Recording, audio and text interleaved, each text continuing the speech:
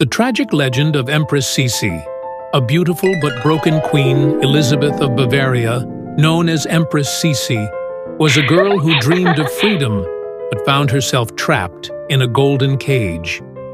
A woman whose beauty was legendary, yet the sorrow she hid behind it was heavier than the grandest palaces of Vienna. Sisi was born in 1837 in Bavaria, among lush green fields, into an aristocratic but free-spirited family.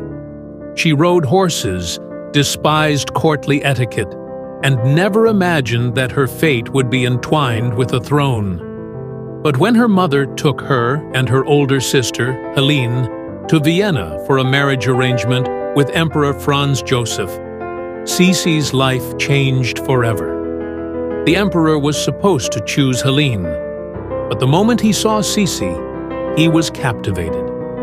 He fell madly in love with the 15-year-old girl and, despite his family's objections, decided to marry her. For Sisi, this choice meant the end of her childhood and the beginning of an endless nightmare. At the age of 16, she became the Empress of Austria, but from the very first days, she felt like she was living among enemies. From the moment she entered the palace, her mother-in-law, Archduchess Sophie, whom many called the real empress, made her life unbearable. Sophie considered Sisi naive, inexperienced, and unfit to be an empress. Even when Sisi gave birth to her first child, Sophie took the baby away from her and did not allow her to raise her own daughter. But the most devastating blow came when her little daughter, also named Sophie, died at the age of 2. Sisi blamed herself, drowning in grief. Depression and anxiety slowly took over her life. She could no longer bear it, so she began to escape reality, distancing herself from the court, seeking refuge in nature and her horses. Over time, she focused on her beauty as a form of defense.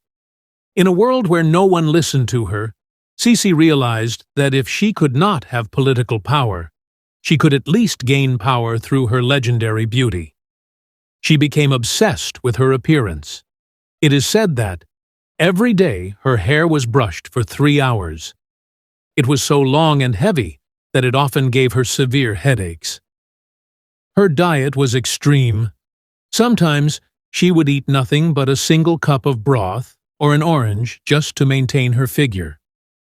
She wore incredibly tight corsets to keep her waist at 48 centimeters, even sleeping in restrictive garments to maintain her form.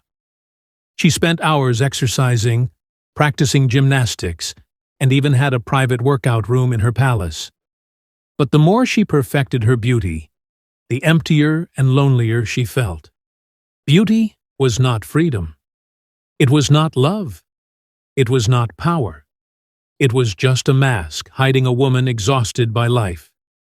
If the death of her little daughter distanced her from the court, the death of her son, Crown Prince Rudolph, in 1889 completely shattered her.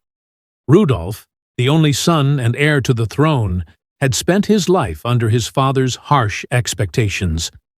But like his mother, he had a rebellious and sensitive soul. When he could no longer escape the suffocating rules of the empire, he and his lover were found dead in an apparent murder-suicide at Mayerling. Rudolph's death destroyed Sisi. She wore black mourning clothes for the rest of her life and never recovered from the loss of her son. She could no longer stay in Vienna. She despised the palace and the imperial life, so she began a life of endless travels. She went to Greece, Italy, France, and Hungary, walking the streets for hours in anonymity. She lost herself in poetry and philosophy, reading Schopenhauer and Heine, convinced that life was nothing but a long, tragic play. She distanced herself from everyone, even her husband, the emperor. For years, they rarely saw each other, but none of this could heal her wounds. On September 10, 1898, in Geneva, while walking alone without royal guards, she was assassinated by an Italian anarchist Luigi Lucchesi. Lucchesi had planned to kill another royal figure, but when he learned that Sisi was in Geneva, he decided to strike her instead, stabbing her in the heart with a sharp needle. At first, Sisi did not realize she had been wounded.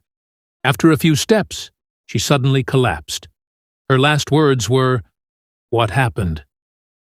Moments later, the beautiful empress lay motionless on the cold pavement, alone, silent, and forever free. Sisi's life was full of contradictions. She was the most beautiful woman in Europe, yet one of the saddest. A queen who traveled the world, but never truly had a home. A woman who fought for freedom, but never escaped her cage. And perhaps the greatest tragedy of all was that she only wanted to live, but the world had given her only one role: to be a beautiful and sorrowful queen.